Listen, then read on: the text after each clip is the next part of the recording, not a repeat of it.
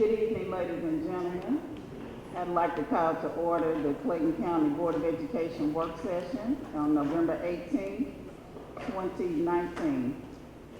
At this time, our agenda states that we will go into executive session before we have our pledge. So we do need to have an executive session to discuss a student tribunal. Can I get a motion to go into executive session? Yes. And no personnel, Madam Chair. I don't see any personnel.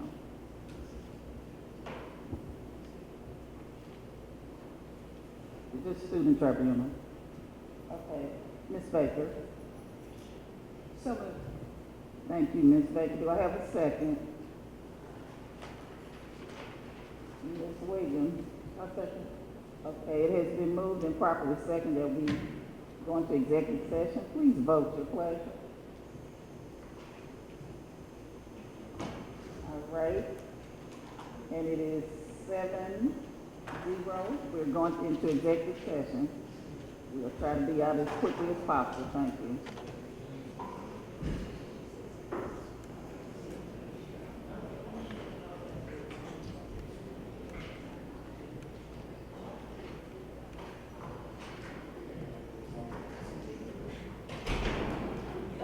All right, we're back from executive session where we discussed the student tribunal. At this time, I need a motion from the recommendation of this executive session. Ms. Baker. Madam Chair, I move that we uphold the findings and the decision of the student tribunal. Can I get a second? Mr. Christmas. Second. All right, it has been moved and properly seconded that we uphold the findings of the tribunal. Please vote your pleasure. All right, and it is unanimous, 7-0. Thank you. At this time, could everyone rise, please, and let's recite the Pledge of Allegiance.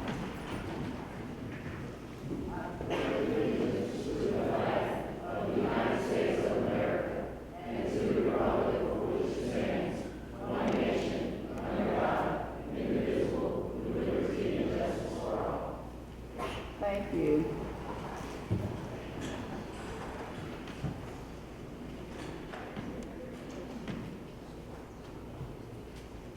The ethics statement: in accordance with Board Policy BH, it is the duty of every board member to avoid both conflicts of interest and appearances of such conflicts.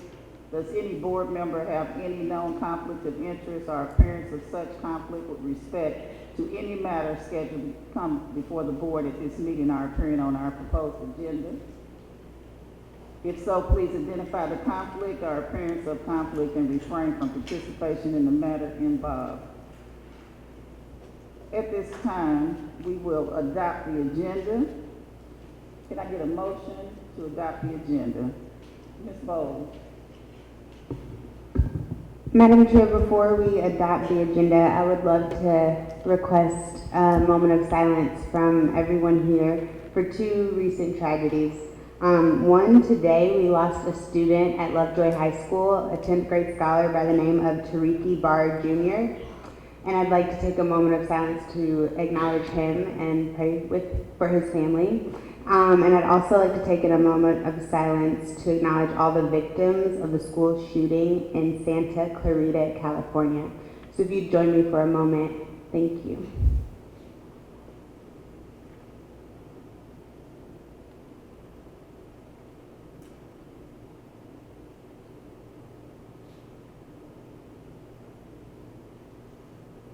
Thank you. Thank you. Can I get a motion from you, Ms. Bowles, to adopt the agenda? I move that we adopt the agenda. Mr. Christmas? Second. It has been moved and seconded that we adopt the agenda. Please vote.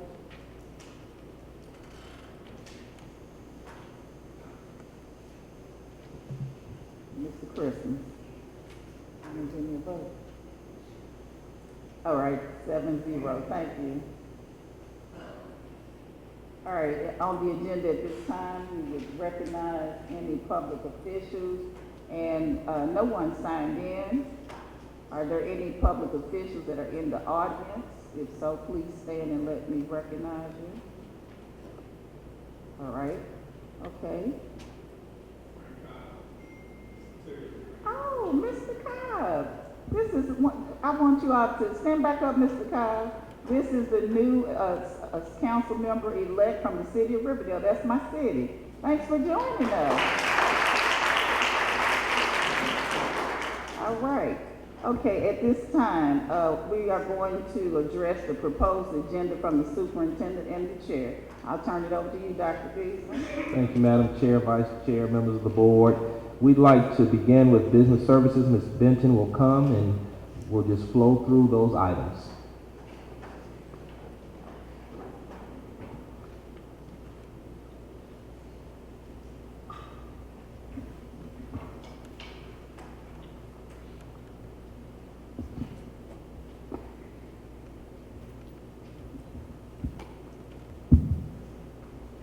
Good evening, Madam Chair, Dr. Beasley, members of the board and community.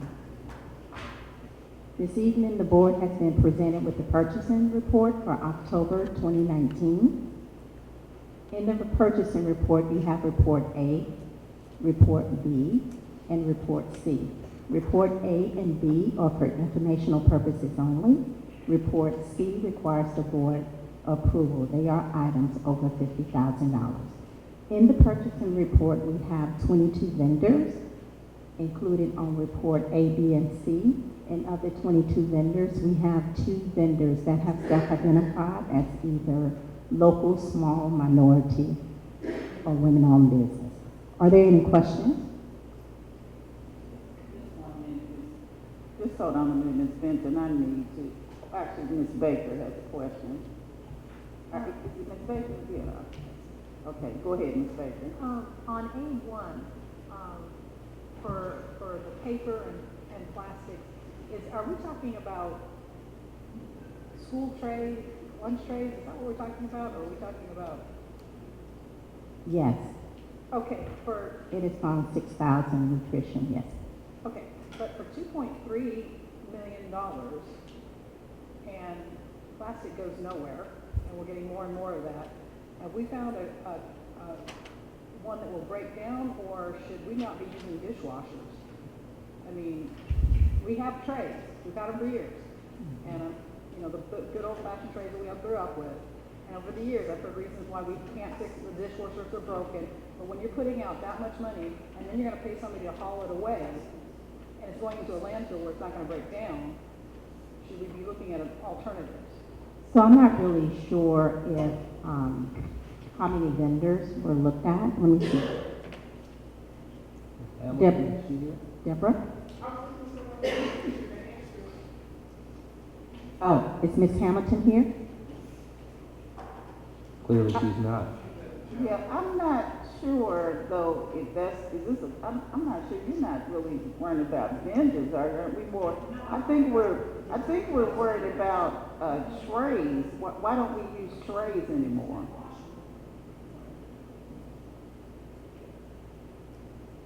I don't have the exact items, but we do. Just let you know, we do have an environmental policy, purchasing policy. We'll be asking departments where it's economically feasible to use those products that has a less environmental impact and to consider all of those alternatives. And that is the formal policy, a procedure that we have in our purchasing, but I don't have to. Yeah, if you can find out, because like I said, that's a lot to pay for. Then we're going to pay to haul it off, and then we're going to leave that mess for our children. And, I'll tell everybody I'm a tree hugger. So, either we need something that's biodegradable, or we need to go back to looking at doing some good old-fashioned washing with those great machines that you put it all in and bring it all out. So that's just, if we can find out some more information, Thank you. Ms. Johnson.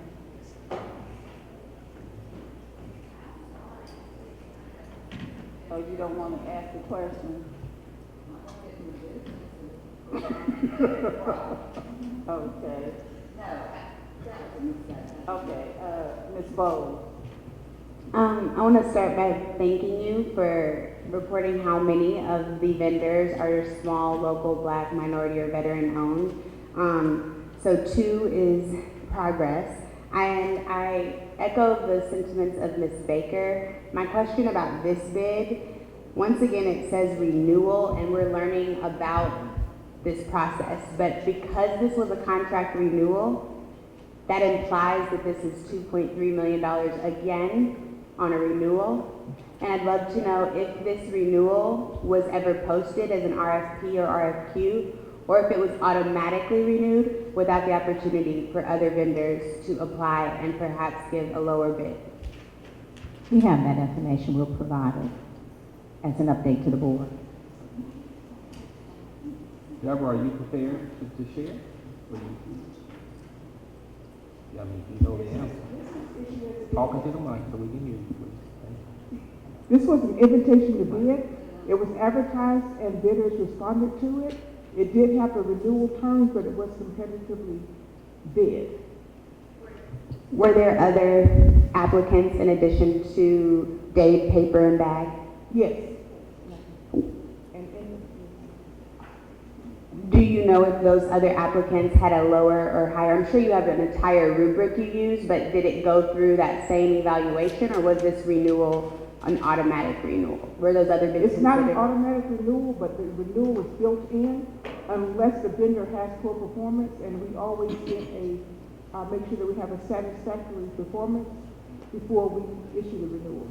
Okay, I would love more information, Madam Chair and Dr. Beasley, about this, not only this particular example of the other bidders and whether or not they were lower, but all of our renewal procedures moving forward.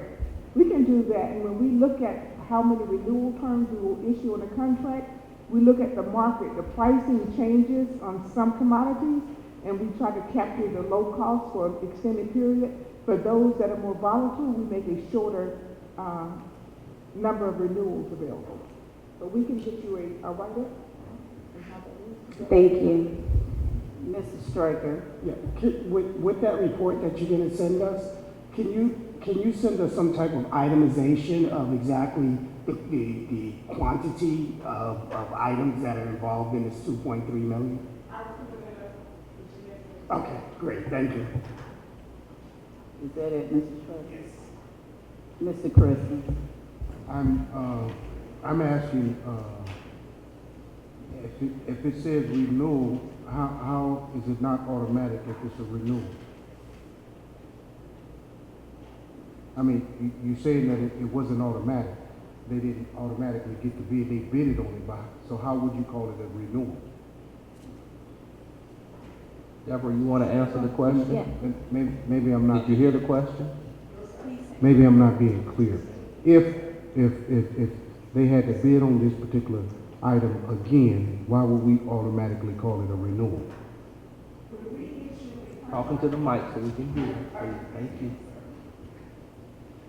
When we put an item out for bid, we advertise the anticipated, the initial contract term and the number of renewals. So if the user department continues to need a product, we don't rebid it again.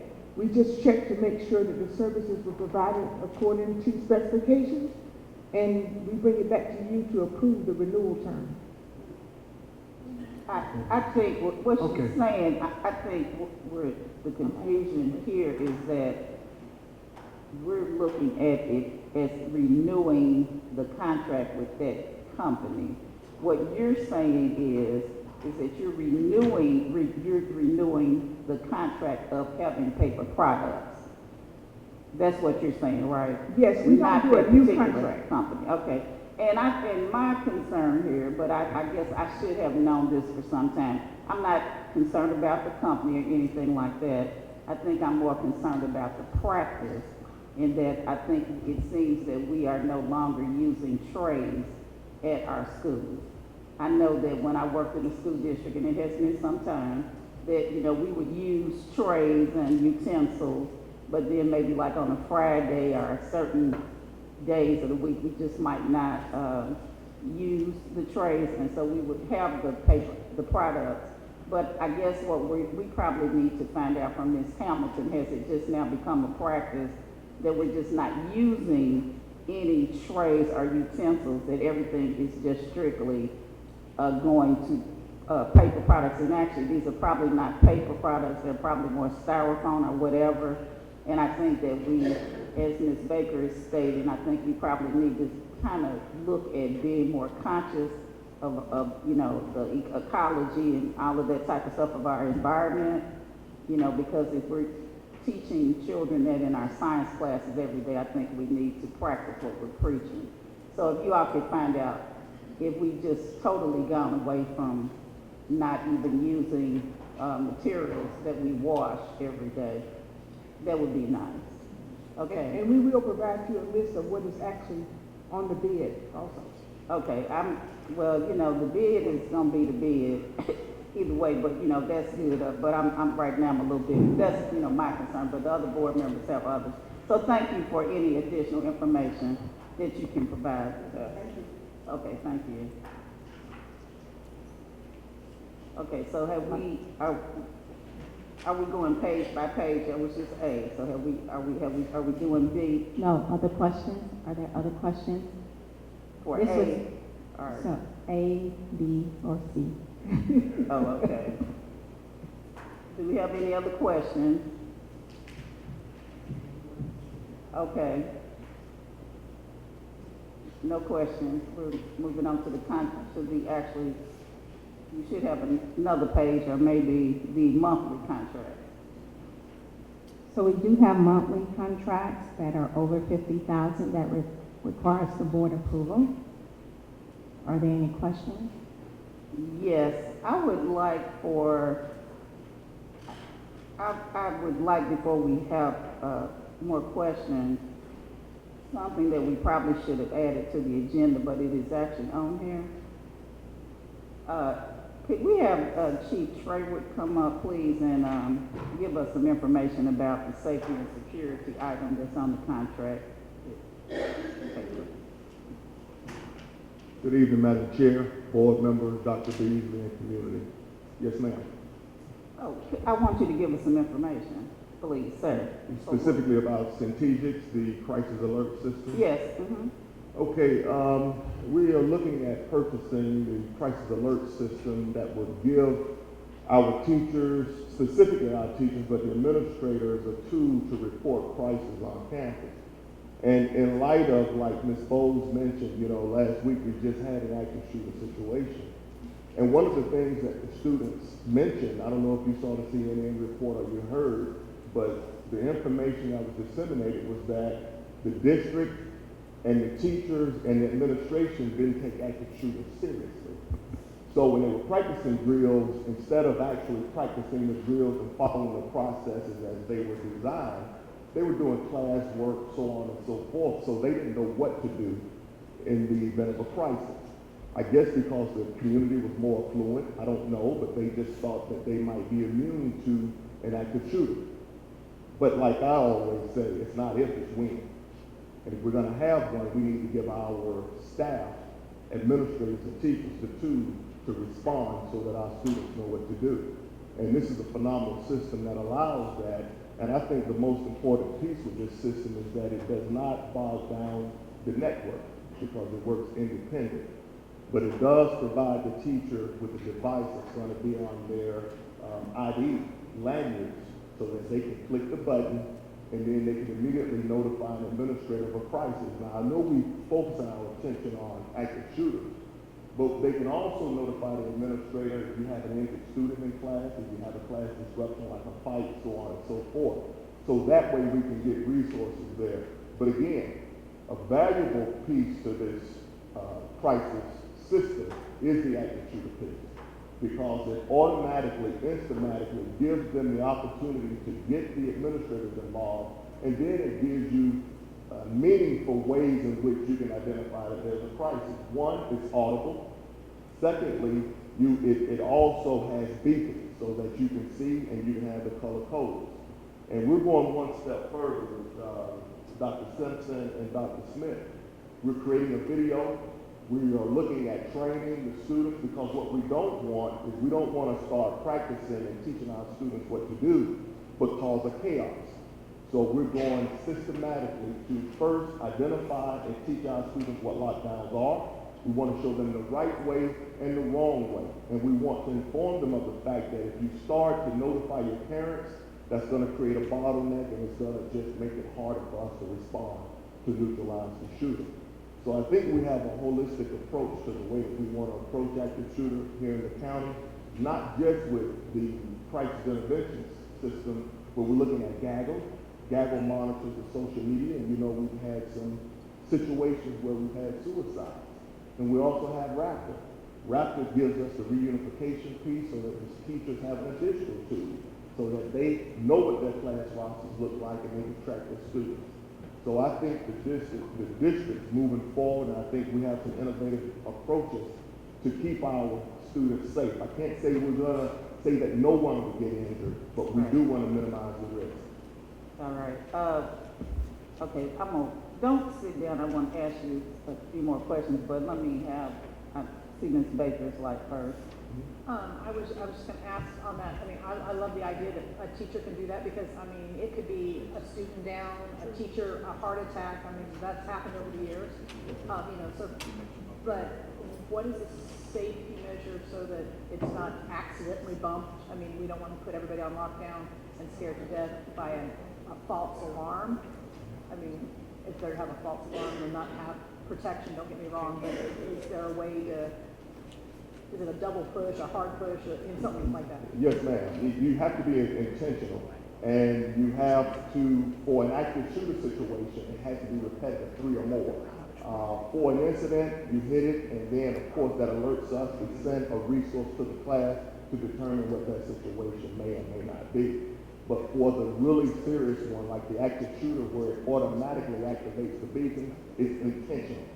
And it's been tested. As a matter of fact, I had an opportunity to go to Douglas County and visit a high school.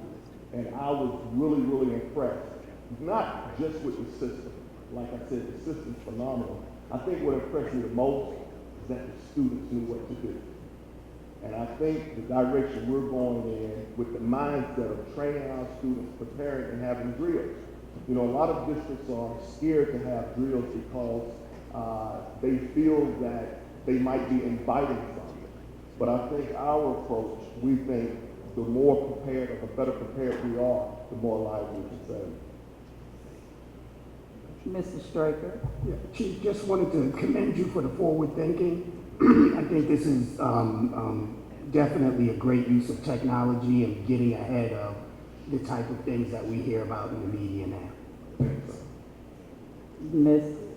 Bowles.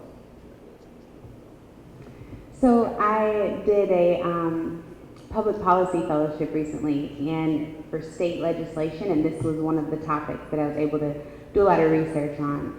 And 2 thoughts come to mind. One, part of the work was around responding to vendors who see that this is a need in our schools and create businesses to cater to that need. So 1 second, it's metal detectors. They also have school supply vendors now that sell pepper spray for kids. They've got them from the, bulletproof backpacks. I mean, there are entire vendors that gear their efforts toward this, and response and panic alarm systems are one of them. So I'd love to know about how you chose a button with a lanyard as opposed to some of the apps that they have for sale or things that don't have a device attached to it, like Ms. Baker was saying, to prevent accidents. Mm-hmm. And then my other question that was a concern for legislators,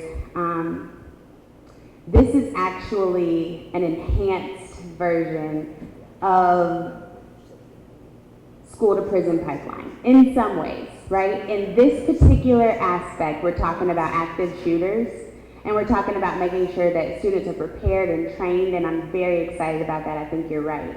But I also know that there are some of these tools that can equally be used if there's a disciplined student or something that you might want to say is another emergency that requires law enforcement. So I think my question there is not only how you chose this outside of apps, but also how you will mitigate adults who may not know when or how or the right motion is to tap for external police support at a school.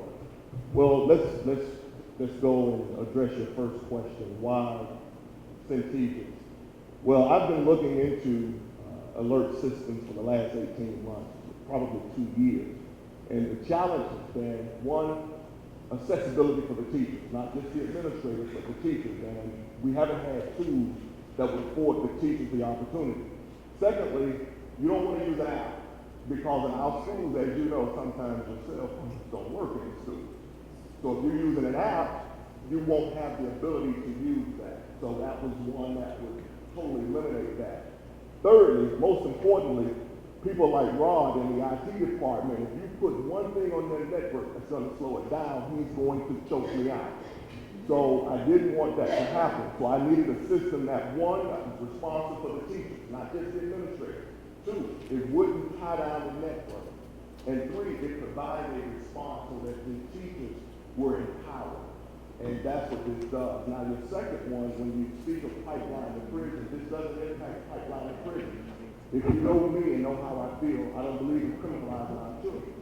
I think that's wrong, inherently wrong.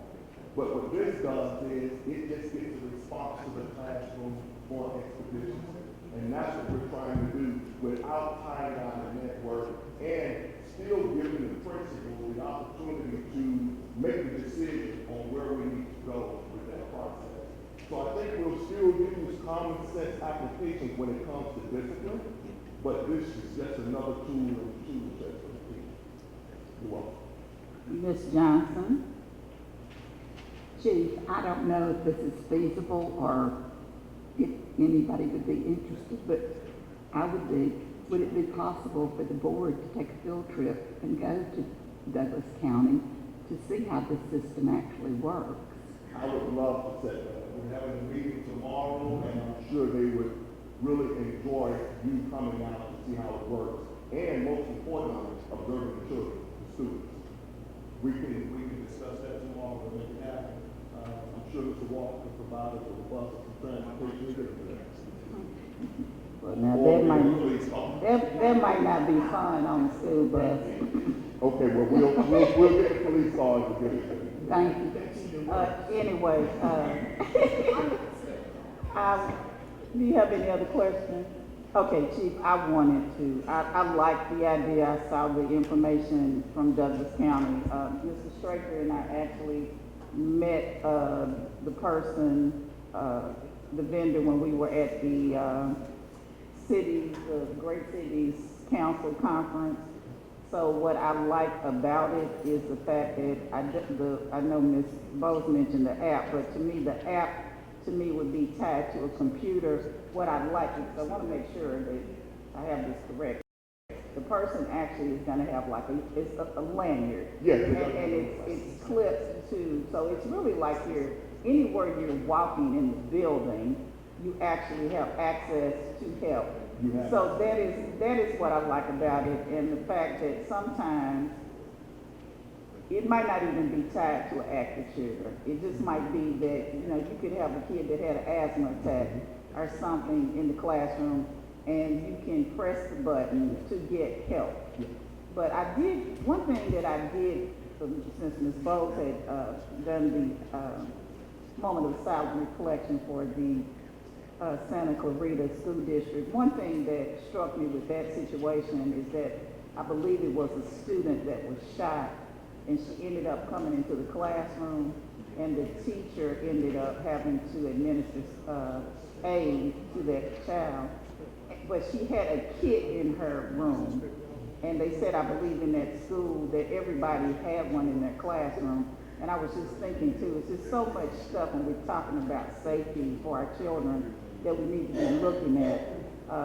Maybe that's something else. I think maybe we should even look at, when we're doing our training, that we should make sure that all of our staff has gone through, CPR and safety, first aid training, because you never know when you might have an emergency and something might happen. So I think that's something we might need to look at, and even an investment in, those types of kids in our classrooms. We never, So anyway, the reason, like I said, we were supposed to have added this to the agenda, and we kind of forgot. So, it is on the, it's here for a contract, and we would be paying for this. The money's initially coming from the money that the governor, gave out the schools. I believe it was, what is it? Yes, ma'am. 30,000? Yeah, so that's initially where the money's coming from, so that we can afford it. Ms. Williams? When the teachers click the button, who all getting the response? Just the resource officer, or is it going to No, the principal's officer? it depends on how we want to set it up, depending on the incident.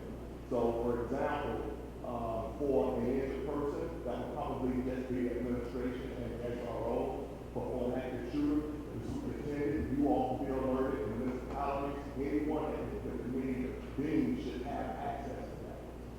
What would And that we be like? control that. Like a ring on the phone? Like, what would the alert be like? No, it comes up on your phone. Oh, okay. And in the building now, it's audible and you have the feed. So the students, are going to train the students on what to do, lock the doors, put cover the windows, find a safe place to hide, those things. All right, any other questions?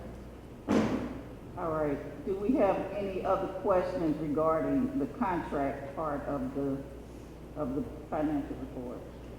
Ms. Baker?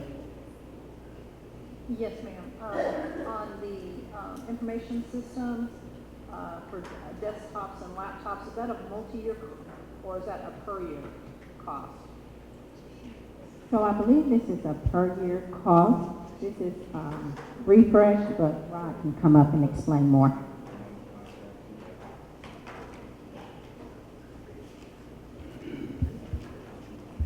Good evening, Madam Chair, members of the board, Dr. Beasley. This is a multi-year contract that you were referring to earlier. A bid was put out, and the company that was awarded the bid, this is a renewal for that. So the amount is a guaranteed not to exceed amount, if you want to think about it in that way. We don't necessarily have to spend all that money, and primarily for this contract, it's all dependent on SPLOST 6 anyway. All right, I have a question. I realize I did not hit the send button. It's not in regards to that. It's in regards to the EDGE law. You know, our last board meeting, we had some bus drivers that came in with various complaints. I know that you all met with them. But when I left at night, some of them, I had some of their phone numbers. So I called a couple of them. And one of the concerns was about their salaries. I think that they don't understand with Munis how to read, to understand how the salary is computed. But I know when we've been using Edgelog all these years, I thought that there was one way that bus drivers, they clocked in and they could kind of understand their salaries. I guess what I'm trying to find out, I know they understand the Edgelog. So is it a way that we might can have this help them with Munis as far as them understanding, or have we actually now made them understand how to understand using Munis to understand their, their pay and everything? Ms. Goree, the transportation department, so our bus drivers, they are still on Edgelog. Oh, They they are. use driver time, so they're not logging into Munis at all. Oh, so they're not on Munis? They're not. Oh, okay. We import their information from Edgelog. mhm. Okay, well, good, because I know Munis is something. I just wanted to make sure when I saw the Edgelog, I was like, oh, they should be able to, that would help them. Mr. Christmas? I have a question about the desktops and the laptops, so Rod, you might want to come back up.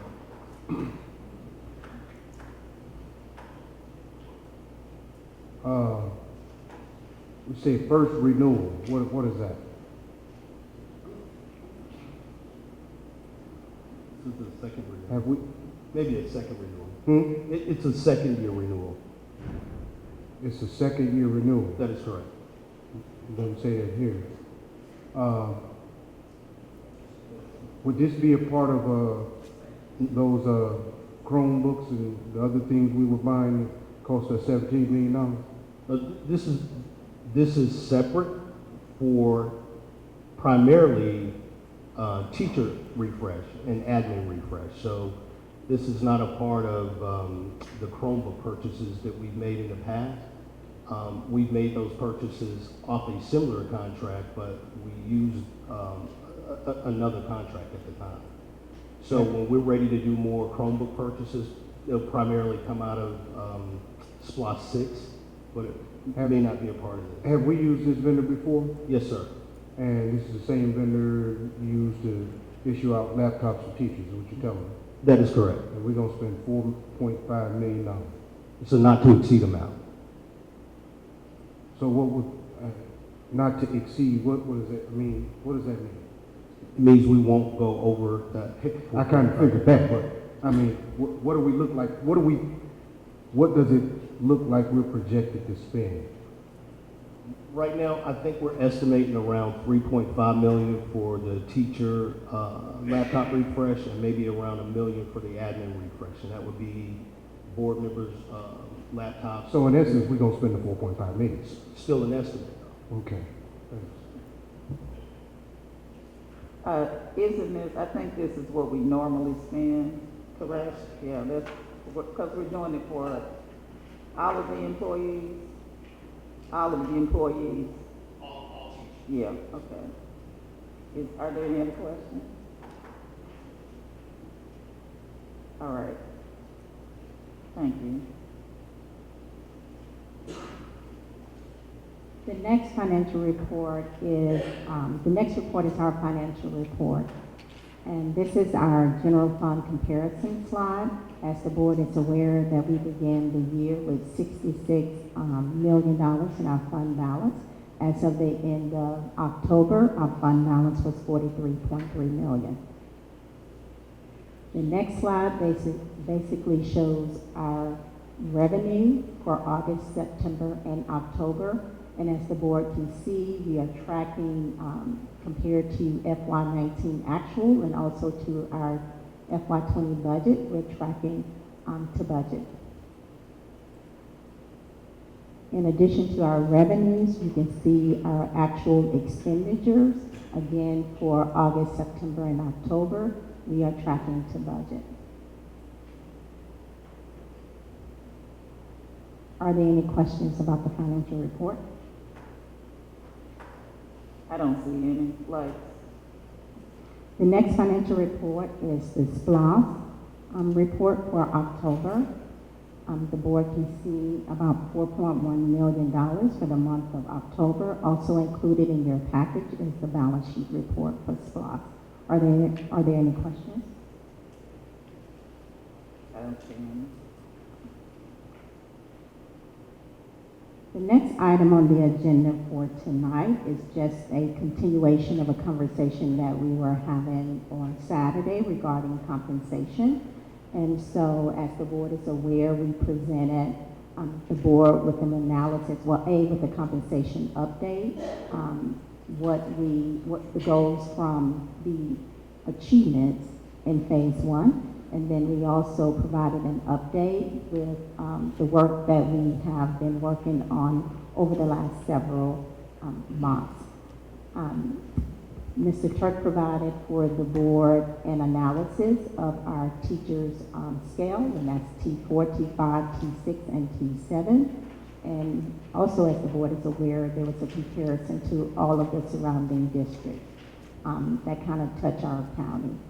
And so I think that we left with a number of conversations, a number of questions where we need some direction from the Board of Education.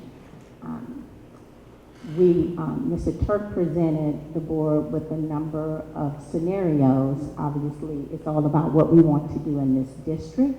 There were some surprises that came out of the analysis.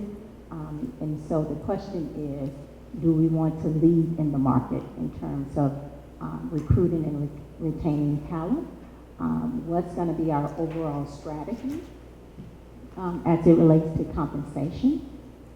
Again, the analysis of the teacher scale is just one analysis. There's much more to do. Do we look at stipend pay? Do we look at base pay plus stipend? And how is all of that tied to our student performance? And so we're kind of looking for some direction from the Board of Education. Again, I know that it's a lot of information, and I'm sure that we sent you guys this spreadsheet where the board can clearly see the comparison with the other districts. So at this time, I am open to any questions that the board may have. Dr. Beasley's gonna make a comment, then Ms. Williams. Madam Chair, members of the board, as we discussed on Saturday, you have the spreadsheet, and this again is one of several considerations. And so I don't want you all to feel like we need an answer today, Right. but we need to start thinking about philosophically where do we want to land, okay? So you have this information, but we will be bringing back to you some other options as we already shared. But as you all start discussing, giving us feedback, then we'll be better prepared to formulate a set of recommendations to you. Okay? Ms. Williams. Okay, we were talking about if we leave, what is the amount more than what the other person's already leaving?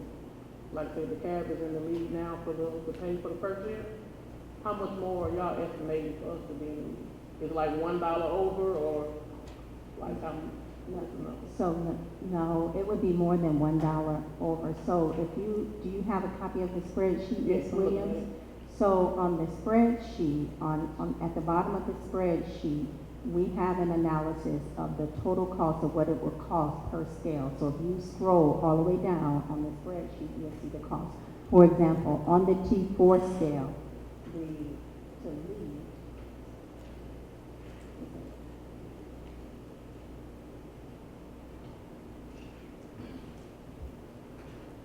I think, I'm just gonna see if this is what you mean, Ms. Williams. You mean, for example, you want, yeah, I think maybe what she's asking, are we going to, do we have like a salary in mind that would be over the current salary of the leading school district?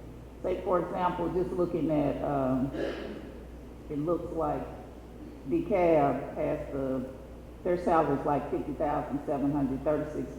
right? So do we have like a number in mind, like 51,000, or we're doing 51? So how the analysis built, so we obviously, DeKalb in that particular scenario is leading. If you go over to column O, we have the exact amount of what it would cost to lead.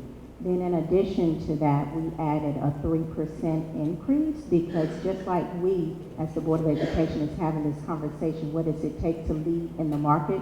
We know that other school districts are doing the same. Also, we understand. You see it? Look at, she said, look at column O, Column O. and it has the salary, so we'd be looking at that pretty much the same. So it's, yes, so it's 50,000 plus 3,000 So, okay, in that particular example. so it'd be about 53, almost 54,000. Okay. Right. It is a lot of information, it's a lot of good information. And so that's just, that particular example we walked through, that's to lead. In the yellow, Ms. Williams, you can see what it would cost to lead, to be in the second place. And then if you go all the way to the end, in the red, that's what it would cost to lead, being in the third position. Okay. Anything else, Ms. Williams? Ms. Bowles? I'm really excited about the work we're doing to ensure equity on our pay scale for the teachers. And when I think about this, some of the feedback that I have is reminding us not to focus on just our new recruits on the early part of the pay scale or those who we want to incentivize for having a lot of experience, because then we lose our middle pay scales and the equity widens on those middle ranges. Another thing is data suggests teachers especially the turnover is high, but it actually has less to do with salary than people think. It has more to do with the quality of their teaching experience. So as we think about creating equity on the pay scale, we're thinking of other ways outside of just money to keep our teachers. And so that could look like COLAs or cost of living adjustments. It could look like down payments on new homes here in Clayton County. It could look like incentivizing attendance or performance, right? So there's so many ways, and Dr. Beasley's talked about how this is one of many, and this will be a process, but just wanting to put those stakes in the ground for some of the things that I think will be important for us throughout this whole process. Absolutely. I think that those are really good ideas. We already have a list that we are going to be exploring, pulling together a cross-functional team and then doing the math behind it, the analytics. But absolutely in terms of the beginning of the scale and the end of the scale, we can clearly see in the analysis that that's exactly some district's philosophy. We can see that they're leading right in the middle, and it's scale over scale over scale. So T4, T5, and T6. That's their philosophy, and we can clearly see it. They're leading in those middle grades because they want the teachers to have the experience. And they're willing to pay for it. Just out of curiosity, yes, to all that you just said, and I've always wondered what a strategic partnership between CCPS and our Board of Commissions looks like when it comes to rec centers and some of the things, like what if our teachers are members at everything from the new Boys and Girls Club to the Aquatic Center. These are things that, could come with an opportunity to teach and work at Clayton County Public Schools if we are strategic with some of our partners.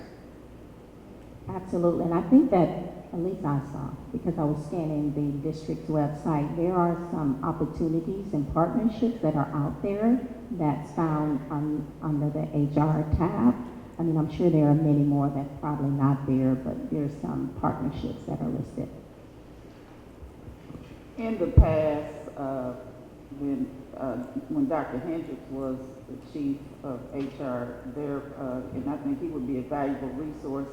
We had some, I don't know, since, we have pretty much a new force there, that we did have some of the things that Ms. Bowles has mentioned, but we really don't have a problem necessarily with the aquatic center. We built the aquatic center.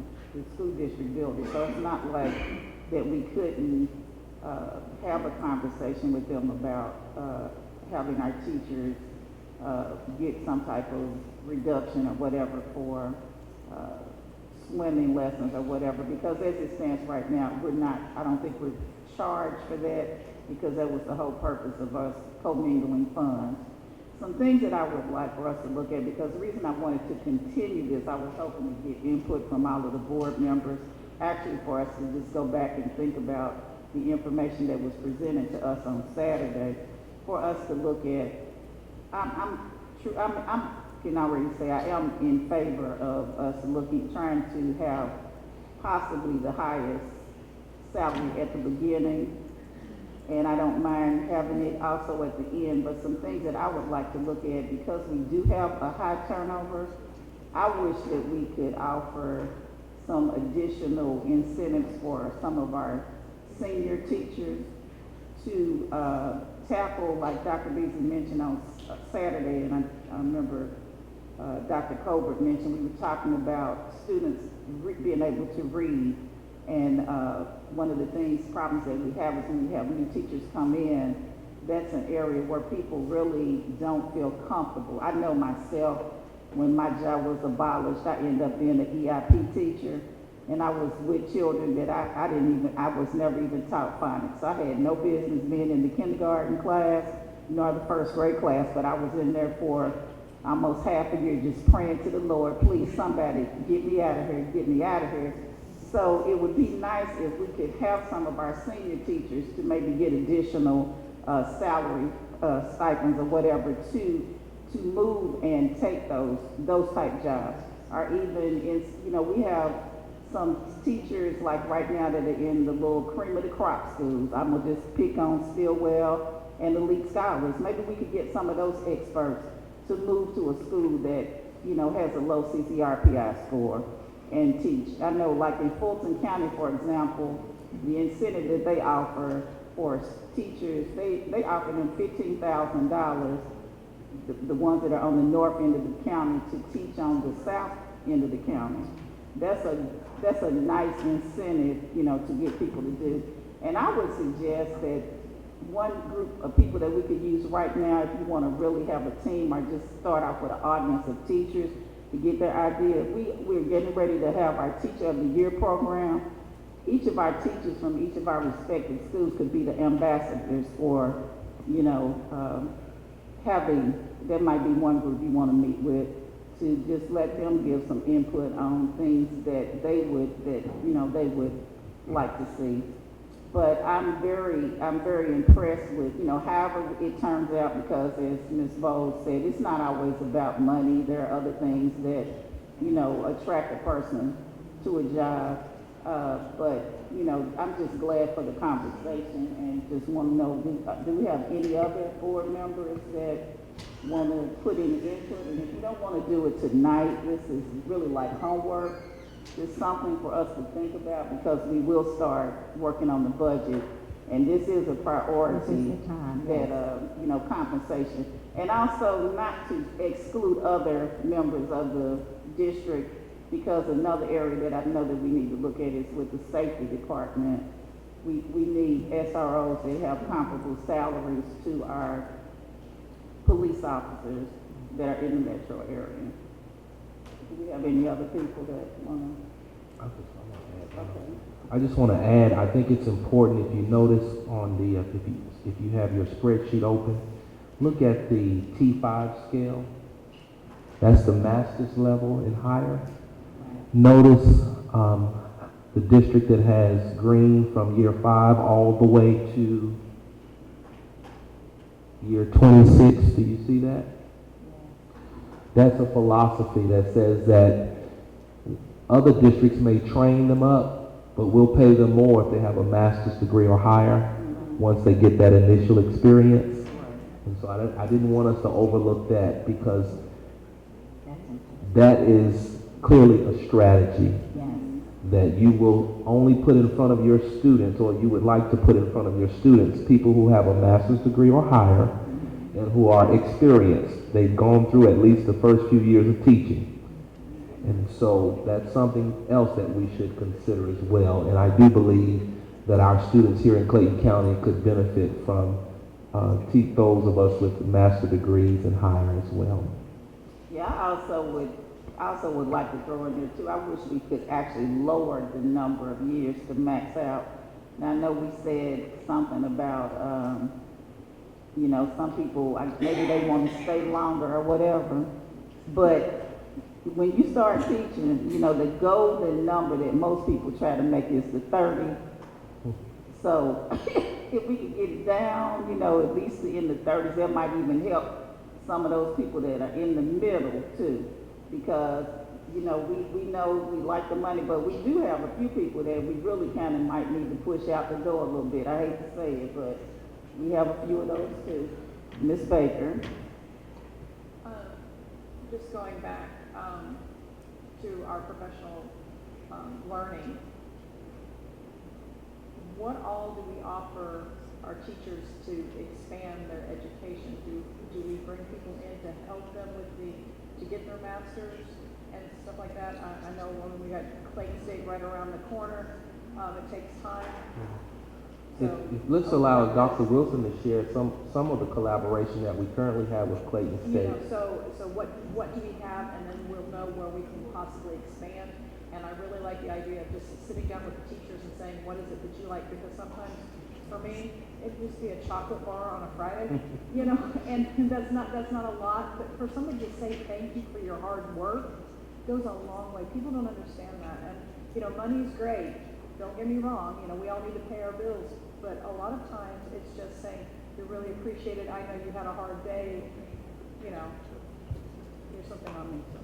Great. Yes. Good evening, Madam Chair, members of the board, Dr. Beasley. In terms of the partnership that we have with Clayton State, which is a few miles from here, about a year and a half ago, we developed a partnership whereby employees currently employed with Clayton County Schools, if they desire to become a teacher, that we developed a partnership whereby they can host courses on site at the PLC or one of our schools, or they can host them on campus at a reduced cost to our employees that would allow them to further their education. If they're desired to become a teacher, they have a bachelor's program that they've kind of put together that made for Clayton, if you will. They have masters and specialists and so forth as well. So there is a partnership there that's available. Ms. Baker, to your question, I'll talk a little bit more about some things that will be done for our teachers when I give the HR report in terms of the retention plan that we're working on. Okay, anyone else? All right, we're gonna, we'll conclude. We just thank you all so much for Thank that you. information.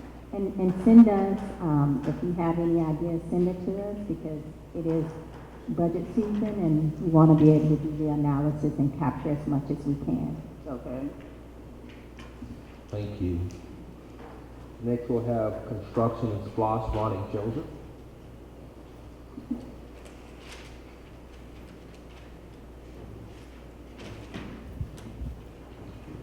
Good evening, Madam Chair, members of the board, Superintendent Dr. Beasley.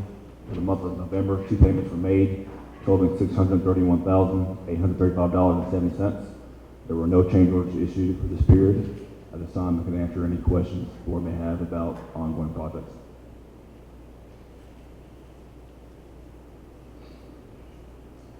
let me ask you a question. I know we have on the construction update, the, career center.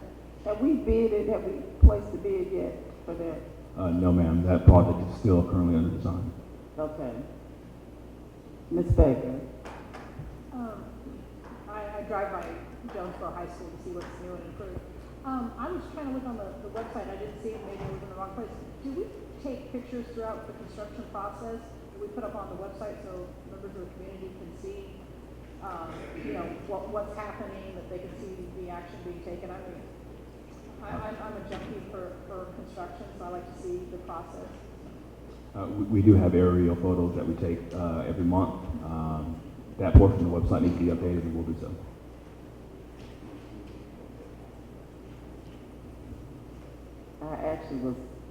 I wanted to ask you another question, but I'm having a senior moment, so I've forgotten. I might have to just let you sit down and it might come to me. Somebody else, look, I couldn't even remember the movie Lean on Me tonight. Thank God for Ms. Bowles. Go ahead, Mr. Christmas, maybe it'll come to me. I'm asking about the new Morrow High School replacement. Is that still with the stadium included? I'm sorry. Is that still with the auditorium included, this particular price? No, sir. We reverted back to a typical size gymnasium that will seat approximately 2,100 seats. What was the initial cost, if you can remember, with the auditorium? So we were budgeting $80 million for the entire project. With the auditorium? Yes, sir. And so we still have $80 million for a new Morrow School. That's why I'm asking. Correct. So the project bids on December 11th. Internally, we're saying roughly $75 million, but we'll know for sure on December 11th what the actual cost will be. Oh, I know what it was now. Okay, they have the new arena over there in College Park. And so I was thinking that our arena would probably be something maybe similar to that. How many seats are you familiar with it? Yes, ma'am. I believe the one in College Park seats 5,000. So we're looking at doing double that. Correct, with a partnership with the county. Okay. So I guess back to Mr. Christmas's question, we have the 80, but are we spending that much for Morrow High School? Because about how much do we think that part of the project is going to cost? So the initial idea was to, there were some initial savings with that concept, given that we were increasing the seating capacity of the gymnasium. Now that we're not going that direction, we still have to provide the parking, the infrastructure, utilities. So you won't realize all those dollars coming back now that we're going in a different direction. This is what I'm trying to communicate. Okay. All right. I just was thinking about that facility and whether we could actually do ours on our own. You know, But we're working, we're working with the county, Clayton County. I know, but I like being in control, like Miss Jackson says, yes. Like Janet Jackson, being in control, because sometimes when you have partners, that not always work out right.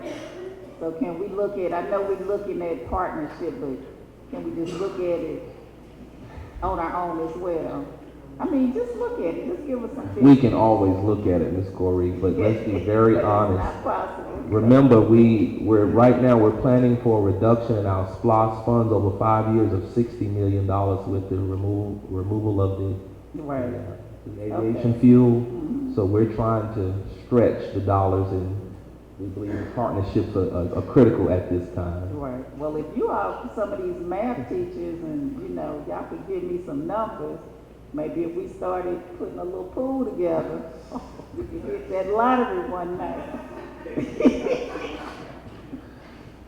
All right, that's it.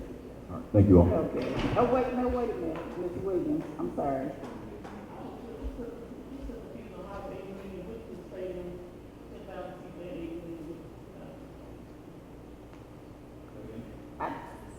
Yeah, we're trying to figure out why is the price still the same for the high school? Or 2,000 people. How is it the same price still? I'm budgeting $75 million, given the reduction in the seating capacity. The only reason why I'm showing only $5 million, because there's still items that I still have to construct that are needed for a high school. Parking, utilities, the stadium. Oh, that is true. So the point I'm making is that these are just budget numbers based off of historical data. We bid the project December the 12th. That's when we'll realize what the actual cost would be for the project. Yeah, that's right. We are actually putting a stadium over there, so that does make a difference. You're not adding to, you're actually putting a stadium over there. Yeah. Remember, No, that's what I'm saying. I forgot we're just not building a school. We're Right. putting a stadium over there as well. Yeah, Stadium, athletic Right. facilities. Yeah, that's true. Ms. Bowe. I have the same question, and I think I'll just wait for an opportunity to learn more after you send us something. Same thing Ms. Williams said. It sounds like 80 and 80, with or without. So I don't know if it's maybe how we have it demonstrated here in the line item. I don't know if I'm having a hard time understanding what happens at what date and what number we're working with right now. Because apparently there's a December action item, but can you help me understand that? Because even with the infrastructure it takes to build a high school, I hear what you just said, important infrastructure, but with a whole new stadium, it sounds like the price should change. Correct. Thus the reduction of $5 million. But you can't build an arena for $5 million. So maybe I can summarize it in writing to better explain it. so let me try to help you. If you build a gymnasium, so let's say the gymnasium seats 2,500 students, you've got to build everything that is required for a gymnasium. So if you increase the number of seats from 2,000, let's say to 5,000, that's just adding on seats, right? You may increase some of your space, but now you still have to build a location, but you're just not building as many seats. Now, once we move the arena to another location, we've got to build the arena. It's like building another structure. It's a whole new site that has to be developed. I just thought that's what we were already doing, so maybe that's where the confusion is. Okay. No. Okay. We're not doing that because remember we found out that if to what we wanted to build, They wouldn't allow it would take some years for us to be able to build it because of the feasibility. Permission study. with capacity, Right. et cetera. I just thought we were going that route as well. Are we not? We are, it's just at a different location. Where we don't have to do that. Thank you. Yeah. I hope I helped you on it. Yeah, Much better than I, sir. Much No, better we than I. get it now. You know, we get it now. Okay. Thank you all. Thank you. Thank you. Next we'll have our human resources, Dr. Wilson.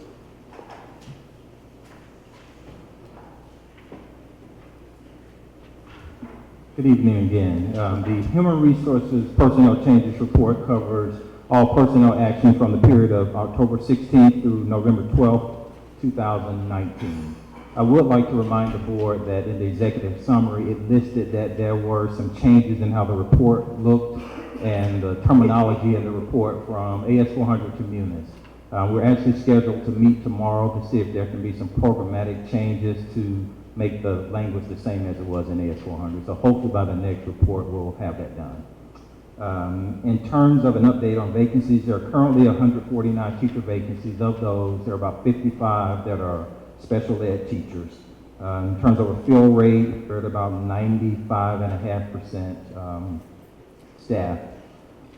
A quick update on the retention task force. The task force met November 7th, and during that meeting, we worked on finalizing some items. One new item that we came up with is a mid-year perception survey. If you may recall, each year we did an end-of-the-year survey. This year, we're going to implement a mid-year survey whereby all schools and departments will administer the survey, they will receive feedback. Based on that feedback, they will have to develop a site-based retention plan. So every school and department will develop that plan, and in that plan, there will be some action steps that will, quote-unquote, require them to have to do. And to your question, Ms. Baker, there will be some things in the plan in which the schools and departments will have to show how they would recognize and acknowledge their staffs. So that's forthcoming. The next meeting for the retention task force is in January. We don't meet in December because of a short month. And at that time, we will finalize the template for the retention plan for the schools and central office departments. And that concludes the personnel changes report, and I'll be happy to answer any questions you may have. Ms. Bowles? Thank you for continuing to update us on the retention task force. I am impressed with the progress. And one of the questions I have about the midway survey, which I think is a great idea for January, wondering if that's an opportunity to do an overall pulse check with our teachers. So if that's going to all teachers about retention, how can we start to ask them questions about incentives that they would like to see, or asking them questions about some of those quality of life or workplace culture questions that we're trying to think about with this pay adjustment? Like what else other than money type questions? If there's a survey going on, maybe that's a good opportunity to ask them other questions about how to keep them. And we can look to incorporate some of those. Okay, thank you. Thank you so much. Thank you, Dr. Wilson. Next, we'll have school improvement and school leadership and improvement. Dr. Simpson. Dr. Lee will provide the CCRPI update, and then Dr. Wiley will provide the school choice update. Good evening, Madam Chair, Dr. Beasley, our superintendent, board members, district leaders, as well as our community members. I am glad to be able to provide an update on our CCRPI information. I know Saturday you received some additional information from our assistant superintendent. You've also received a presentation as well as various data reports, so I will keep it to a high level. But I really wanted to commend the remarkable work of our leaders in spite of some of the challenges that we know they have, whether it's the transiency rate, teacher retention, vacancies in the high needs areas. When we were digging through our CCRPI data, we saw some shiny hidden gems. And so 5 of the areas that you probably noticed in the data is that our students, our schools for the most part, show growth in content mastery as well as readiness. So we know content mastery was just a % of students who by the end of that grade level were ready for the next grade. And then for the reading levels, 26 elementary schools showed growth in the % of students reading on or above grade level. 10 of our middle schools as well as 6 of our high schools. The next 3 areas deal with our high school performance and readiness. So for our high schools, we looked at accelerated enrollment. And accelerated enrollment means the % of students who are really tackling AP or dual enrollment. 7 of our high schools had increases in that area, with at least Scholars and Stillwell having continued with 100%. The next area that we looked at was college and career readiness, and those are the students that are graduating without the need of remediation, as well as getting the necessary score on ACT, SAT, graduating with a credential or work-based learning experience, and the majority of our high school had increases there. And then the final area was pathway completion. So what percent of our students, we had 11-point gain in those high school students having an end of pathway assessment completion. So the other final area was our comparison to the metro area. We wanted to compare apples to apples. So we know it's not fair really to compare our school district with, let's say, Fulton, when we have a 32% transiency rate and they have 18, or our median household income is 89,000 and theirs is 268,000. And 19% of our community have college degrees and 50% of their community has college degrees. But when you pull out all of the variances and you just look at economically disadvantaged and the percent of students at proficient and distinguished, our students in science and math outscored APS, Atlanta Public Schools, the DeKalb County Schools, and Fulton in science and social studies at the elementary and middle school level, and at high school, it was science and language arts for all 3 of those school districts. And then looking at content mastery for proficient and distinguished for language arts, math, and science, our students is outscored, language arts and math, they outscored APS and DeKalb. But that's just comparing the subgroup of economically disadvantaged in Clayton County to those neighboring school districts. And for closing gaps, the percent of our students, our subgroups, the various subgroups that are making gains, not only were our targets higher than APS, our performance was higher as well. And so those were just some of the hidden gems behind the total score, because the total score showed a decline overall. But digging into content mastery, readiness at each level, specifically literacy, and then college and career readiness, as I stated, those were just commendable performance. And we know that with our advanced learning for all strategy, as well as continuing the professional learning, the focus on planning and supporting our schools, that we will experience even greater gains. So we have work to do, but it's important to celebrate the accomplishments that our schools are doing each day. So they are to be commended. At this time, are there any questions?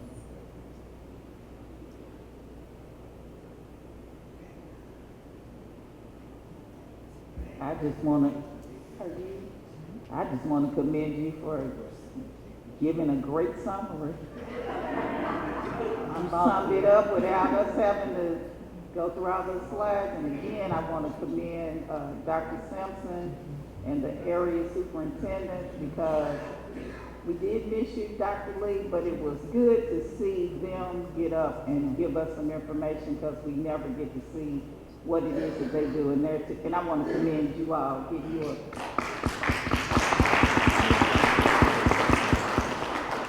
All right, thank you. I think that's it.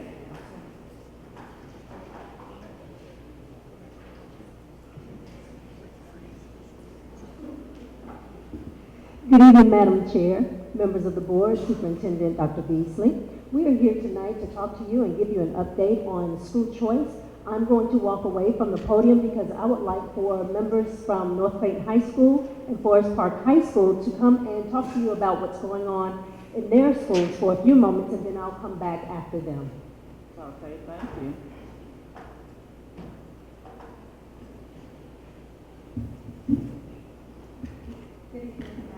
Talk in that mic.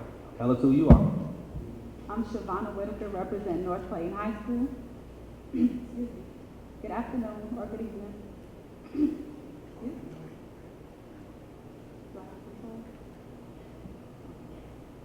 Okay, so first I would like to discuss 2 great things that we have happening at North Clayton High School. Get in that microphone. Because we're being televised, and I really want you to, these schools to tell us what's going on, because we need, yes. Okay, 2 great things that's happening in North Clayton High School. Number 1, we're now being branded as a magnet school with a concentration in our early college magnet. meaning that we start our ninth graders coming in, directly getting into college. The second thing is we have an aviation themed pathway that our kids are, excited about. So first, I'd like to discuss the partnerships that we have with Atlanta Metro. We're currently working with 3 schools all together with our dual enrollment, but as far as early magnet, we put our concentration into Atlanta Metro. First, the students, like if they're interested in our program, they need to complete a magnet application using the Clayton County website. I think it's very easy to maneuver through. They need to complete 2 high school courses before they actually enter North Clayton. And we need to be more specific because it is physical science and algebra 1 to be exact. They have to have a GPA of 3.0 or higher within those 2 courses. They must complete a participation agreement, which is no more than a paper sent home saying that the parents agree for their student to, the high school student to be enrolled into a college course. They have to take the AccuPlacer, which is now recognized at Atlanta Metro, Clayton State, which we're excited about that one, Georgia Military College, and Atlanta Technical Institute. And so they have to have a math score for Atlanta Metro of 266, and that is for our STEM majors, like anyone that wants to get involved in any science, technology, engineering, mathematics. And so they have to meet the 266 math requirements, reading course of a 237, and a writing score of a 4. And we're focusing, or we want our kids to focus more on business administration or either computer science or some kind of engineering degree. So when they get into the workforce, they're very competitive with their other classmates. Why is this a good fit for North Clayton? Because we had 17 of those dual enrollment students who graduated last year in 2019 with associate's degree at the same time that they graduated with high school diplomas. So kudos to North Clayton. Kudos. As mentioned before, we would like them to either major in something, business admin, computer science, some kind of engineering field. They begin taking classes the first year they get there, so we have them tested over the summer with the AccuPlacer, and we do any kind of remediation necessary, just to give them that boost up to where they need to be. The one thing that stands out to me is we actually have professors from the University System of Georgia to come to our campus to teach our students, just in case there's any issues with parents safety, that would be my main concern. I'm sending my 14 and 15-year-old out into the world, to get to college. So that's one thing that's great for us because we have the actual professors come to our school to allow our students that opportunity to be exposed to college. For each semester, they'll take 1 college course, and during the summertime, they're required to take 2 college courses. Actually, right now, we're doing an extended day. We have 9 ninth graders that are in our early college program, and in January, we should have 18 more beginning. So, at the end of the year, we should have 27 altogether in our program, so that's exciting for us. By the end of the program, they would have taken 12 semester hours, and being that they're collecting early, more credits than the rest of their classmates, we estimate them to graduate somewhere in, around their junior year. And so it makes it easier for them to go into the workforce, and they go into the workforce if they don't want to get any more, which we encourage them to apply to, 4-year institutions, but they already have a feel for it. And not only that, but they're going into that arena of education debt-free with at least an associate's degree already established. So, that's one of the pluses that we have there. And for the aviation pathway that we have, we're actually partnering with North Clayton Middle School. They're doing an awesome job with the gateway to starting our kids into the aviation pathway. Couldn't be a better location because we're right there at Hartsfield Jackson's back door. And so, hopefully we can get some internships, and then it's we could just slide them into the airport. This is our inaugural year. We were granted the program, I think, about 3 years ago. And so we just got, the program up and running. Right now we have a partnership with Morehouse College where they're actually sponsoring 2 teachers right now. We have 25 teachers involved. 25 students involved. And with that, we're, we're using those funds for technology and supplies that they need. We have an actual lab where they go and they do work. And so, all right. Are you trying to shake your keys down there? No. Okay. All right. Okay. Any questions? we're gonna let everybody, come on up. Thank you. Good evening, Good evening. Madam Chair, board members, Dr. Beasley. It is indeed a pleasure and an honor to announce that Forest Park High School is an official AP capstone school. All right. There are different ways.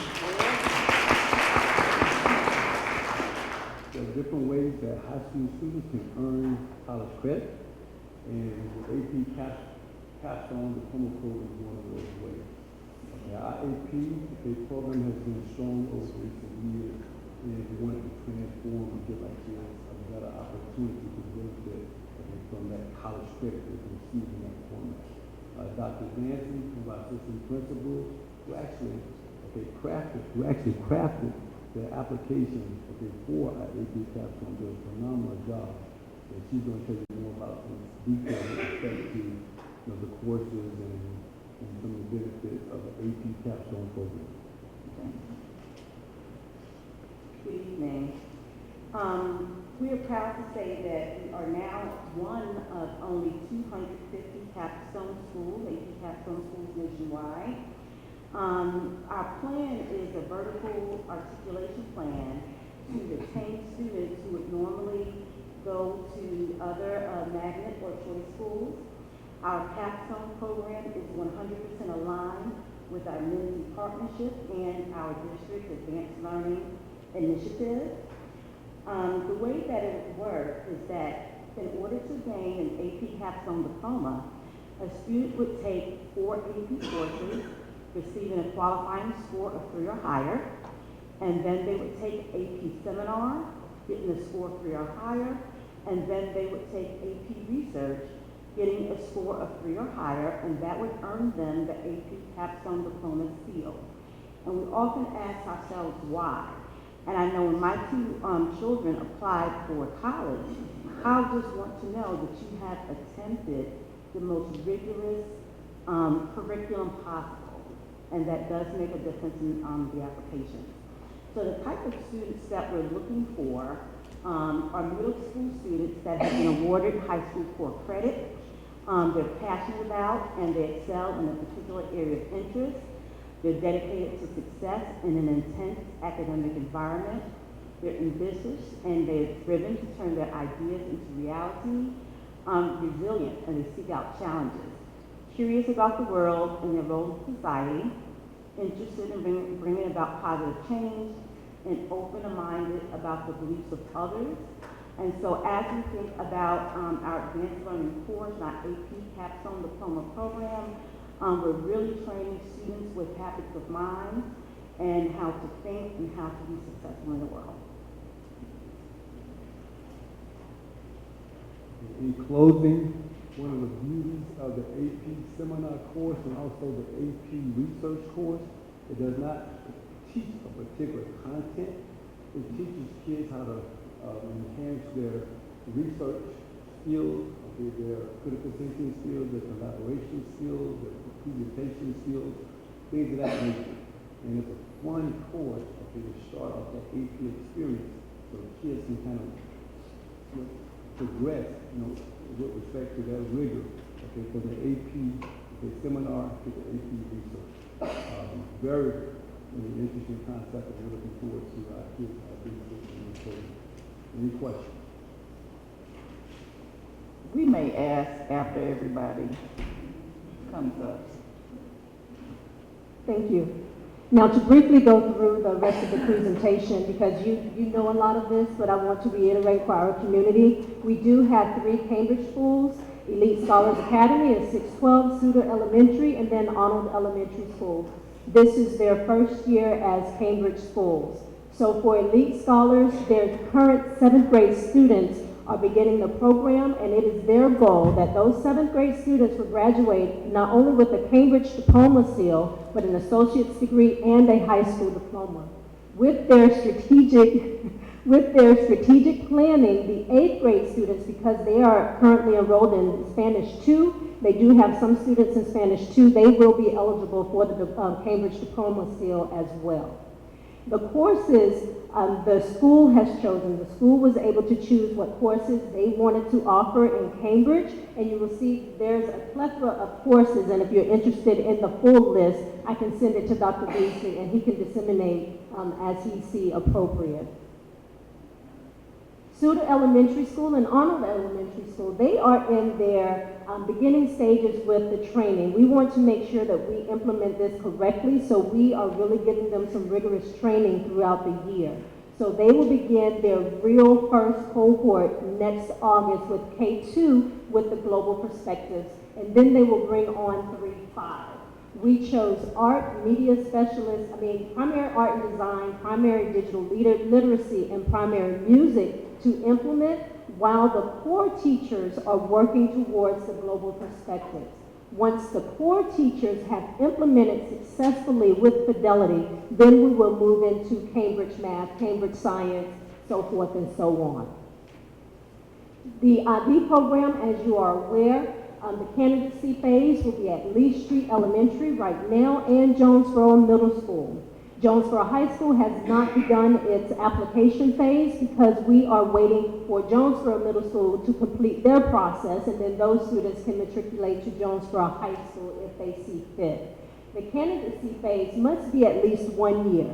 At least 1 year. That's why we are in year 2 with Lee Street Elementary School. Dr. Beasley has approved for each of those schools to have an IB school-based lead teacher to help with the work, to help with the training, to help with the curriculum and the implementation of the entire process. The school choice updates, as you are aware, we did have one school choice fair, which was September 14th. We did have some board members attend, and then our application assistance dates were October 30th and November 2nd. I must publicly thank Dr. Ramel and her team for assisting us with interpreting services for Spanish and Vietnamese. As you will see, I decided to give you that chart because on October 30th and November 2nd, that's the peak of our applications that were submitted because we were there assisting our families with those applications. For our application submissions, you will see as of November 4th what we have, and I'm not going to go through these unless there was a significant change as of today. We do have 894 applicants and 15 non-resident applicants at this time. For K-PACE, they have 188 applications as of today. The others did not show any significant changes as of today. And then moving to middle school, the only significant change that we have with middle school is, let's see, Elite Scholars has 304 applicants at this time, and MD Roberts has 100 as of today.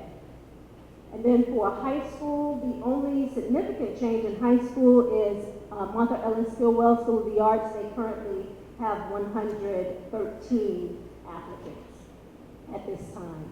And the applicants that you see only look at the first choice. I only pulled the first choice applicants, not first and second. It would have been too convoluted for the information.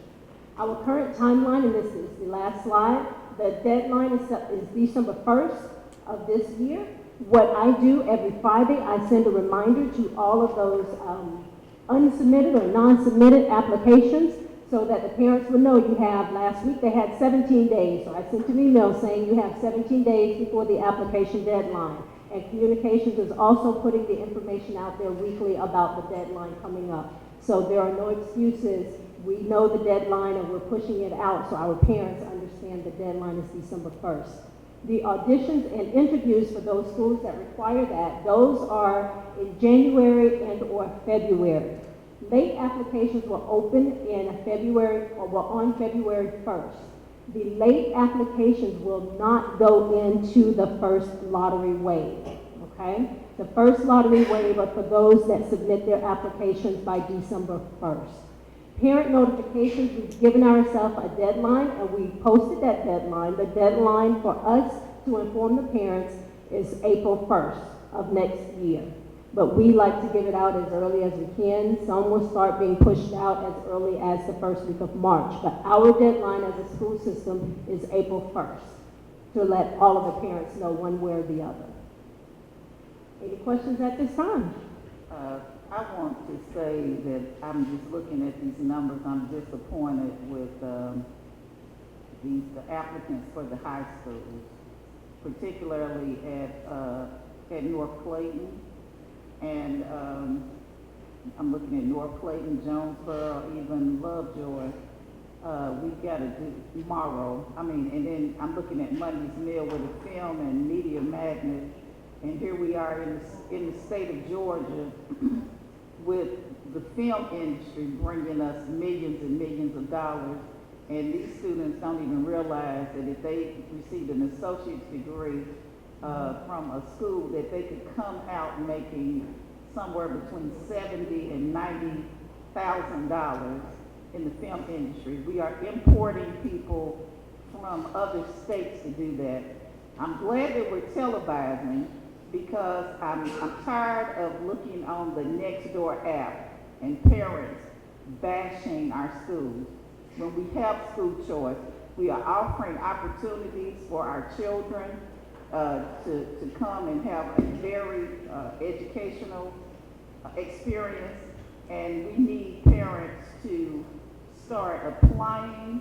And I love Elite Scholars, I love Stillwell, but there are other schools other than those two. Everybody's not going to be an artist and go to Elite Scholars. There are careers out there that everyone can do. So I really want us to try to recruit more. And one thing that I am looking at though with this, I'm looking at the IB program, and I see that we just have one elementary school. And I guess I'm wondering why we would not have included, since, everything's in Jonesboro. So why didn't we include Jackson Elementary School into the IB program? I think that would be a good, since it's right across the street. If we're gonna go Jonesboro Middle and Jonesboro High School, that school is right across the street. And the other thing is, since we are doing the aviation magnet at North Clayton Middle School, I've been wondering over the years why North Clayton has not been considered as a STEM school as Rex Mill is, because North Clayton has been doing better in they've done, been champions in robotics and drone and all that type of stuff, and Rex Mill has always been identified as a STEM school. And I wish we could look at other schools, as far as getting these designations. So parents, I want you all to please look at these school choices, and let's apply at other schools, because we have just so many school choices. Did I see you? Did you turn yours off, Ms. Williams? Or? Okay, Ms. Baker. I think getting the word out there every way we can is going to help with that. Really pushing at the middle schools, and even prior to that, the things that we offer. I know we got a little on our website, but do we have a definition between the Cambridge and the International Baccalaureate? I think those are two that are the same but different, and that way the parents will have a better understanding when they make those choices. I mean, you look at the School of the Arts, it's pretty self-explanatory, but when you come to things like that, I had a child in the IB program, and I have an idea of the Cambridge, but I can't tell you that I could explain it to you well. So I would like, maybe you can put that on the website, or have some pamphlets to explain that to parents easier. Because, everybody wants the best for their kids, and some of these kids, Chinese is, an option. And I personally have a friend who put their child for the only reason, into a particular preschool. And here she is starting grade school, and she's completely fluent in Chinese. No, none of her family members are, but she is. So, there's different things. Our world is changing. Yes, we can do that. And I'm going to follow up by saying, when we look at other countries around the world, we are the only country that has one language, English, and we haven't mastered it very well. But yet we have other people come into this country speaking 5 languages. We are offering languages. I just realized that at River's Edge, we have 0, and we're about to have a program with Chinese. And at Lovejoy, with their magnet program, I think they need 4 years of Chinese for their magnet program, right? So those are feeder patterns. And, you know, so we really need our parents to get on board with what we're doing. And so we don't have these, like I said, the school bashing, because, you know, of course, North Clayton is one of my schools, but I just really have to commend the principal at North Clayton Middle, because she is sending kids to North Clayton High School already with 3 high school courses. And, you know, last year they had at least 4 10th graders that graduated from high school. And so we, you know, we're having the early graduations, and we're doing all this stuff, and I want to commend you, Dr. Wiley, on the way that we're doing it, because, you know, I think back to how much money we invested in the IB program, and I believe that Mr. Manning was the principal at North Clayton. We had it on the north side and on the south side, but as we had different leaders, they come in and dismantle programs, and that's millions of dollars and money that we invested, you know, in our staff and everything, and it's not existing. So we are doing it, you know, going about it the right way this time. So I commend you all, and thank you so much. We just need to get out there and get some people in. And I don't even know, I mean, I know we don't want to lower the standards, but I don't know if maybe we need to get some people and let them come in on probation or something. Somebody that's got a 2.8, let them come in and see can they get their grade point average up to you know, to get in. Because I will admit, when I was in school, I graduated second in my class, but the smartest person, the person who should have been a valedictorian, probably was a C student, because he didn't want to turn in work. But when it got down to him and us, it was very visible that he was really smarter than us. He just didn't turn his work in. So, you know, we know that people have the ability, they may not always show it. Anyway, let me get off my soapbox, because the time is late, and I believe we have one more person. Thank you. Thank you all, Forest Park. We're really glad to have a program in North Clayton. Thank you all for coming. Last, we have Student Support Services, Dr. Nunez. And we'll have Ms. Trina Smith. Come on up, Trina.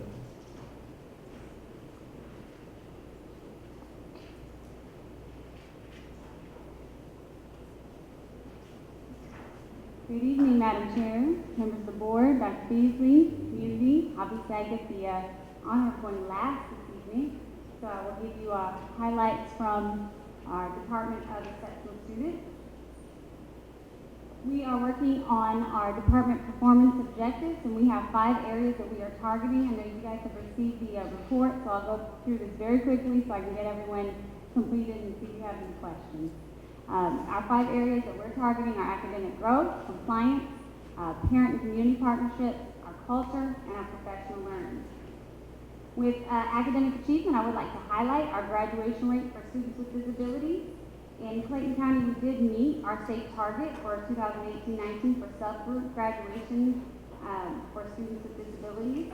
We're also adding some additional programs and working with training our students to have success as they graduate, post-graduation, and working with vocational rehabilitation. And we are working on that 3% growth in academics for our subgroups, which targets that CCRPI that we just heard spoken about. So when you look at our graduation rate, though we did have one high school that kind of dropped us out of the running, when you look at how many high schools actually met the subgroup data, looking at the overall growth, our number of students with disabilities who are graduating high school in our 4-year cohort has actually reached over the 50% mark, and that is a huge milestone for all of our students. And we have shown tremendous growth. In compliance, we have been rated not disproportionate in 16, 17, 17, 18, and we're looking at it again this year in 18, 19. That means we are not overly disciplining students with disabilities any more than our regular students, and we have the right method for what we're looking at. We are working on increasing timely annual review IEP completion, and this year our biggest highlight is support. We have added additional positions to our school support in our lead teacher special education. We now have 31 positions supporting all of our various schools, and our high schools especially, many of them have one person supporting full-time in their schools. We also have increased our speech therapy services Our department has worked really hard to recruit, and hopefully we're going to continue to recruit and retain speech therapists in our area, and we're up to 6 district speech therapists and up to 80 various contracted speech therapists, teletherapists, and speech therapy assistants. We are in our 2nd year of Go IEP implementation. So we do serve just over 6,000 students with disabilities, right around 6,100. You see that our highest population is specific learning disabilities, significant developmental delay, other health impaired, and I want to highlight our 4th there is our students with autism. In parent and community partnerships, I'd like to say I'm very happy to see that our parents are involved. We have seen a tremendous increase in our parents coming to and being involved in our IEP meetings. They're also coming to our parent events, and we hope to see all of our community there as well.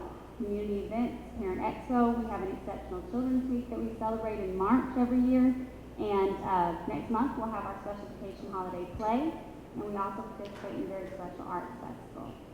We do have a link for our Parent Expo. You can watch, it's only a few minutes long. So today's event is our annual DES Parent Expo for the Special Education Department. This year's theme is Building Blocks for Successful Students. We have built on what we have done in the previous years. For our 2nd year, we're just adding on more vendors, more events, more activities to show what our students with disabilities can do. Our students are happy to be here. You can see our students in a different light. The parents, they are out there enjoying the games, enjoying the activities, getting their faces painted, playing in the gym. We have a basketball game going on, and the parents are really appreciating the information that is being given. Our goal is to truly bridge the community-school partnership to ensure that our community and our parents are well informed about the various resources and support services for our students. Ultimately, when we have that strong partnership with our parents, we know that we can ensure better and more brilliant outcomes for our students. So today, we were celebrating the differences among all of us. There were bounce houses, there were wheelchair basketball events, there was also some co-teaching information and some college career readiness information. It's so important that we make sure we talk to all of our students, especially our students with special needs. And I love these events that are bringing people together, showing what resources are in your community, and make sure parents are involved from K-12 to adulthood.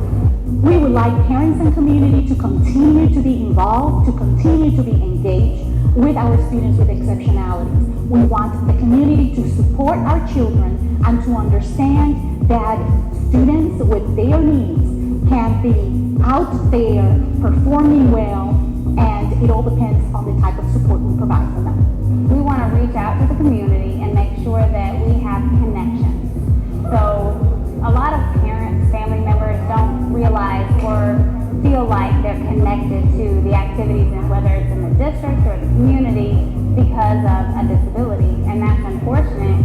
And we want to make sure we understand that there is a connection and there's an opportunity. There just may be a different way to go about it, and we have to make that connection and show how we wrap around and support those activities. And we continue, as the theme says, building our efforts and blocks. It's a block party today to support our students and to have a focus on instruction. And so just around the facility, we have our CTAE that really provides our parents with information about career pathways. We also have our advanced learning team here to just talk about how we're ramping up expectations for all of our students. We have services here from our wellness team on bullying and ensuring the social well-being of our students. And so really it's a one-stop shop for our parents so that they can be informed, so that our students can be informed, and so that they can be on a pathway to success. So I'm excited to be here celebrating the work of our Department of Exceptional Students. They've done a fantastic job of bringing us all together. The expansion of volunteers this year has been really exciting. Many have stayed almost all day, and they're still here, and they're not tired, they're excited. I've seen some of them get out on the court and get challenged in the wheelchair basketball game, and many are surprised at how hard the game actually is. So it's an interesting challenge to see where volunteers go and what they do, and the exciting fun that they're having learning about resources, but also helping parents along while they're here. So this was an amazing resource fair for our community and those that really matter a whole lot for us, which are exceptional students. So we need to give a big kudos to Ms. Smith and her entire staff for making sure that all of our students felt involved and important as we celebrate our differences. Parent Expo 2019! It's a wrap!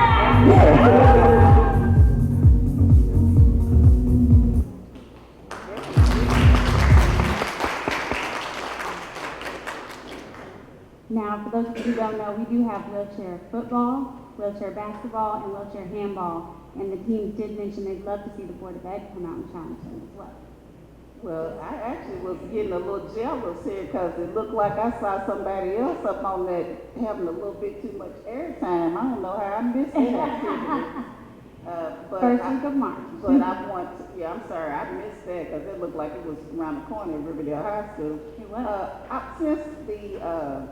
Since you came after the choice people, this is a question that I have. Do we have space in our magnet programs and our choice programs for students with disabilities? Students with disabilities are not excluded from school choice. They're part of the regular application process, and they're included in all of that same process feature. So they get all the same notices from Dr. Wiley. Dr. Wiley works with our team so that they can ensure that it's included in the process feature. Now, there may not be a program in every school, so sometimes we have to select second choice, third choice, etc. But we do work with that process. Okay, what kind of numbers are we talking about right now? In the school choice? What we do each year, we look at the district's data, and then we try to ensure that the magnet schools data mirror the district's data. And I can tell you, last year, I haven't had a chance to do it for this year, but last year, each and every magnet program mirrored the district's data. Okay, so tell me this, what does that mean, the district's data? That means, for example, and I don't want to mess up her numbers, but for example, if the district has 10% students with disabilities, we try to ensure that our magnet programs are as close as possible to that 10%. And right now, we're collecting the data, and I just sent a document to Dr. Beasley to approve for our diversity plan so that we can ensure that all of our magnet programs are diverse in every aspect of the word diverse. And that includes everything that you're talking about. All right, I just want to be sure because I know I have a couple of constituents whose kids are in the program at MD Roberts, and I know that was when she got the letter saying he was accepted, that completely changed his attitude and everything, and I think he's doing very well. So I just want to make sure, because my granddaughter has an IEP, and she was at a private school, but we can't afford it anymore, and so I just want to make sure that everyone knows that all of our kids have an opportunity to do that, because just trying to be fair. Absolutely, and you were very close, Dr. Wiley. We're 11%. So we do mirror everything, and we've been expanding all of our programs.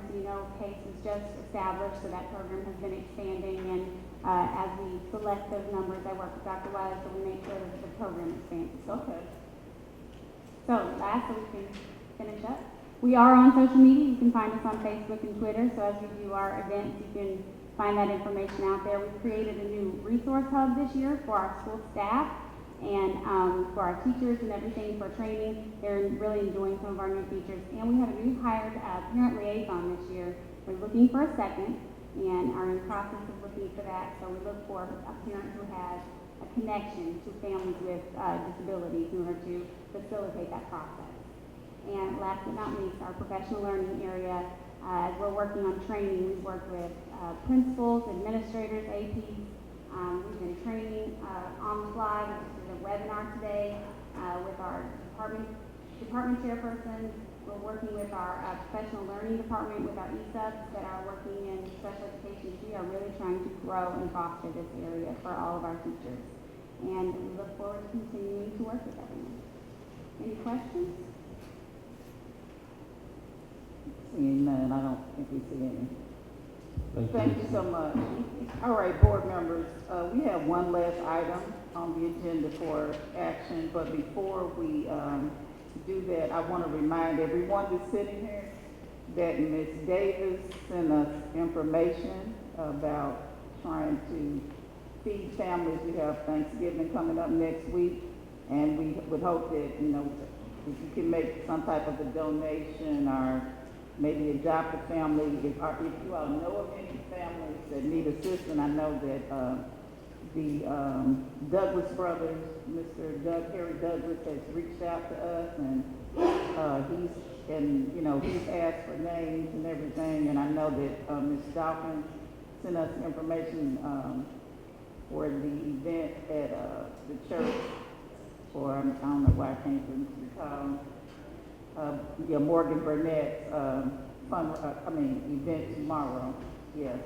So anyway, at this time, we need to approve the agenda for our next board meeting. So do I have any motion? Mr. Christmas? So moved, Madam Chair. Okay, Ms. Baker. All right, it's been moved and seconded that we adopt the agenda for our next board meeting. Please vote. All right, I believe it's unanimous vote, 7-0, and thank you all so much for your attendance.